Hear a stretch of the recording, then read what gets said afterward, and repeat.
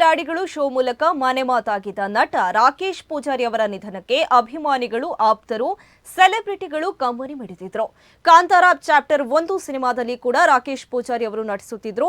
ಆದರೆ ರಾಕೇಶ್ ನಿಧನರಾದಾಗ ಈ ಸಿನಿಮಾದ ನಟ, ನಿರ್ದೇಶಕ ರಿಷಬ್ ಶೆಟ್ಟಿ ಅವರು ಅಂತಿಮ ದರ್ಶನ ಪಡೆಯಲು ಬರಲಿಲ್ಲ ಎಂಬುದು ಸಾಕಷ್ಟು ಚರ್ಚೆ ಆಗಿತ್ತು. ಈಗ ರಾಕೇಶ್ ಪೂಜಾರಿ ಮನೆಗೆ ರಿಷಬ್ ಶೆಟ್ಟಿ ಭೇಟಿ ನೀಡಿದ್ದಾರೆ.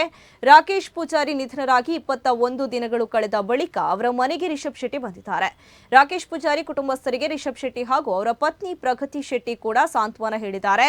ಉಡುಪಿಯ ಹೂಡೆಯಲ್ಲಿ ರಾಕೇಶ್ ಪೂಜಾರಿ ಮನೆ ಇದೆ. ಅಲ್ಲಿ ರಾಕೇಶ್ ತಂಗಿ ಮತ್ತು ತಾಯಿ ವಾಸವಾಗಿದ್ದಾರೆ. ರಿಷಬ್ ಶೆಟ್ಟಿ ಅವರು ಕಾಂತಾರ ಚಾಪ್ಟರ್ 1 ಸಿನಿಮಾದಲ್ಲಿ ಮುಖ್ಯ ಪಾತ್ರ ಮಾಡುತ್ತಿದ್ದಾರೆ ಹಾಗೂ ನಿರ್ದೇಶನ ಕೂಡ ಮಾಡುತ್ತಿದ್ದಾರೆ. ಈ ಚಿತ್ರದಲ್ಲಿ ರಾಕೇಶ್ ಪೂಜಾರಿ ಅವರಿಗೂ ಒಂದು ವಿಶೇಷ ಪಾತ್ರ ನೀಡಲಾಗಿತ್ತು. ಶೂಟಿಂಗ್ ನಲ್ಲಿ ಕೂಡ ಅವರು ಪಾಲ್ಗೊಂಡಿದ್ರು. ಈ ಸಿನಿಮಾ ಮೇಲೆ ಅವರು ಸಖತ್ ಭರವಸೆಯನ್ನ ಇಟ್ಕೊಂಡಿದ್ರು. ಆದರೆ ಸಿನಿಮಾದ ಕೆಲಸಗಳು ಪೂರ್ಣಗೊಳ್ಳುವುದಕ್ಕೂ ಮುನ್ನವೇ ಅವರು ನಿಧನ ಹೊಂದಿದ್ದಾರೆ.